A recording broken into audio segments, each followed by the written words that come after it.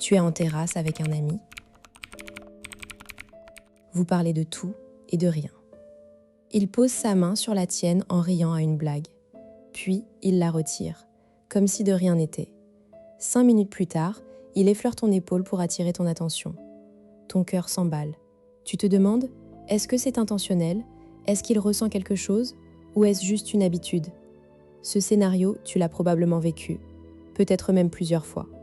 Tu passes des heures à analyser ses gestes, à chercher un sens caché derrière chaque contact, parce qu'un homme qui touche par hasard peut être un signe puissant ou un simple tic social.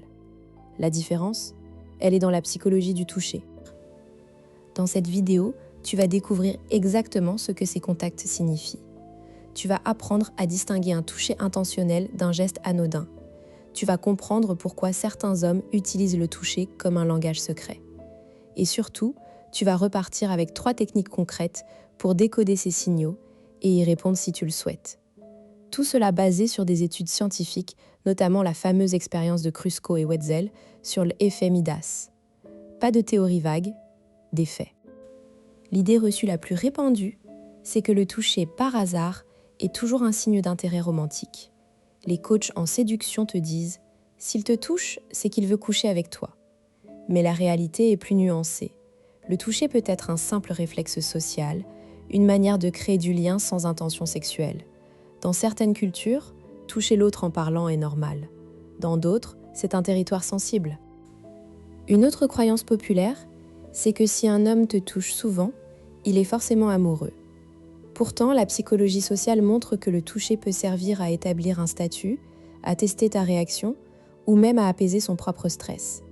Tu risques de tomber dans le piège de la surinterprétation.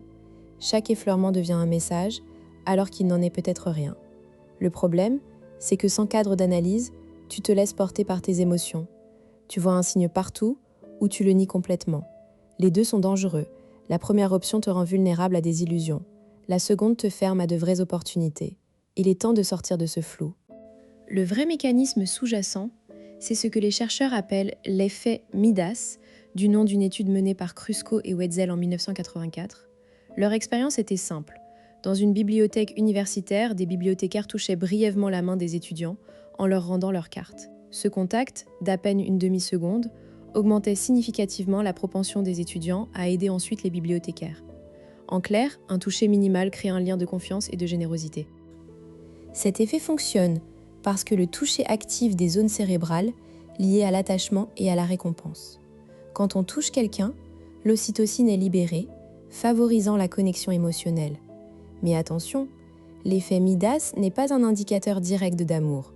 C'est un indicateur d'intérêt social, de volonté de créer un pont.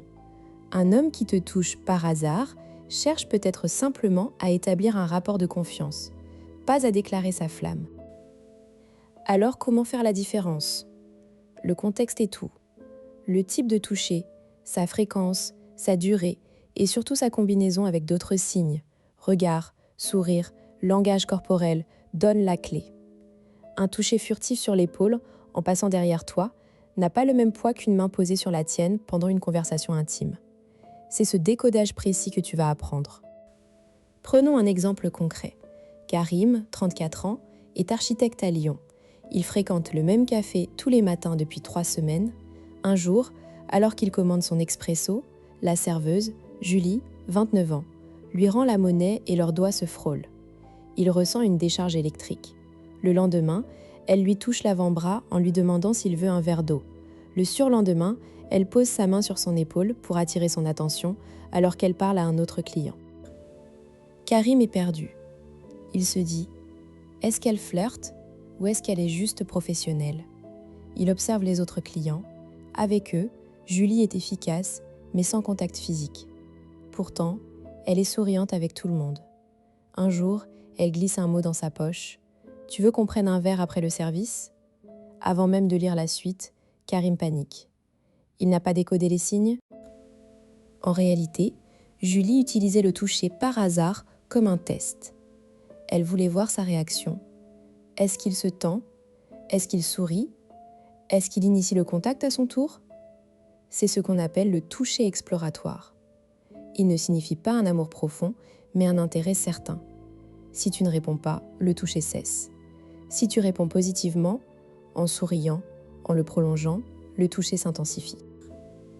Le problème de Karim, c'est qu'il n'a pas osé répondre.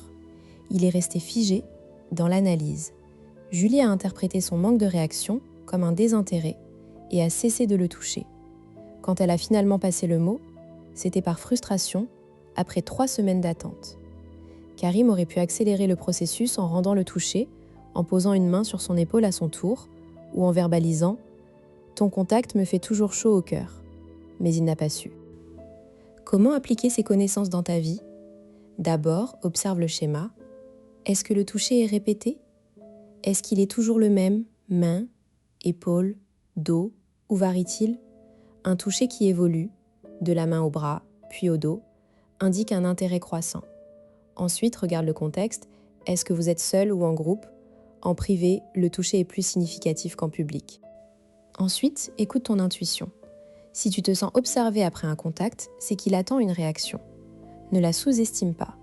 Enfin, teste toi-même, initie un contact léger, une main sur son avant-bras en parlant, et note sa réaction. S'il recule ou se raidit, c'est qu'il n'est pas à l'aise. S'il sourit ou prolonge, le courant passe. Comprendre ce mécanisme change tout. Tu ne passes plus des heures à interpréter chaque geste. Tu as une grille de lecture fiable.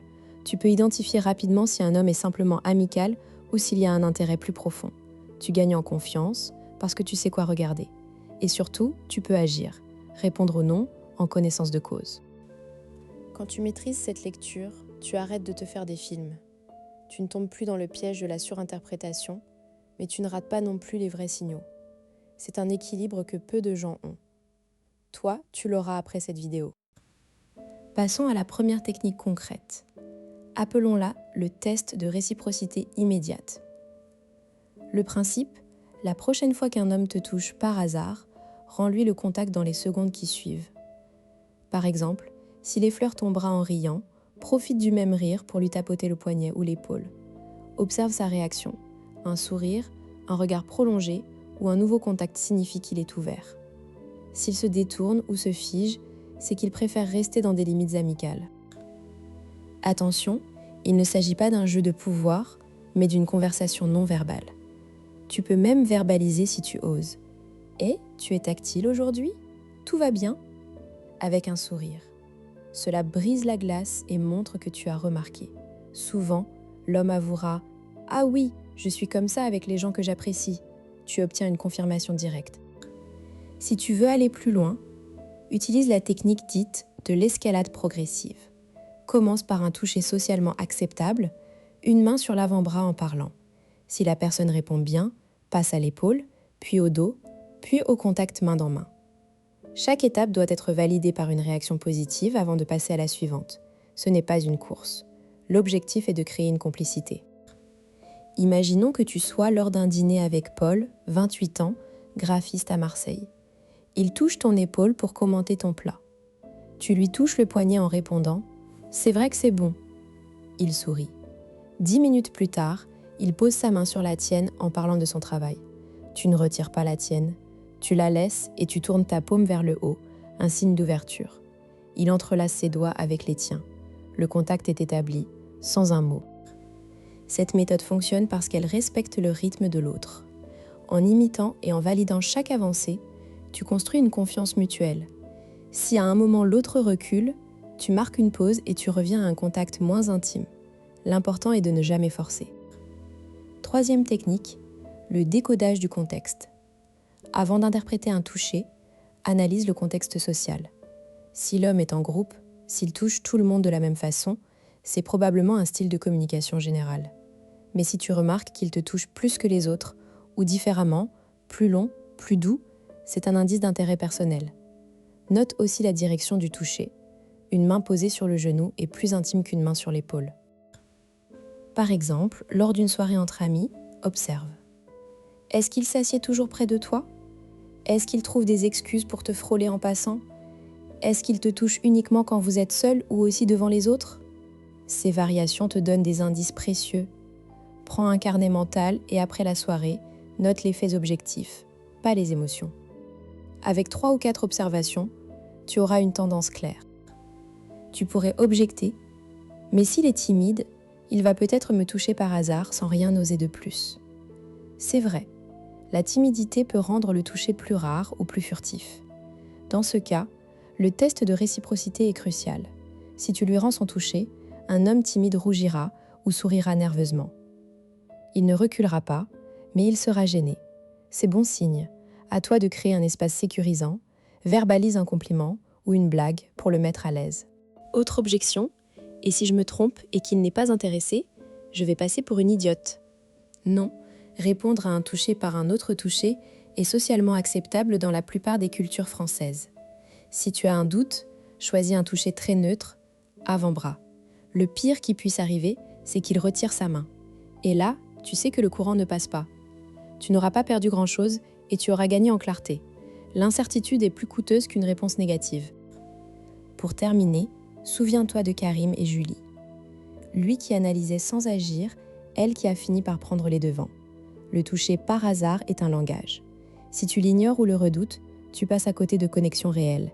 Si tu l'écoutes et y réponds, tu ouvres des portes. La clé, c'est l'action éclairée.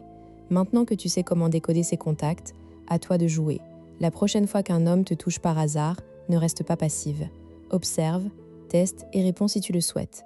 Et si cette vidéo t'a aidé, abonne-toi à la chaîne pour ne rien manquer des prochains décryptages psychologiques. Ensemble, nous remettons la science au cœur de l'amour.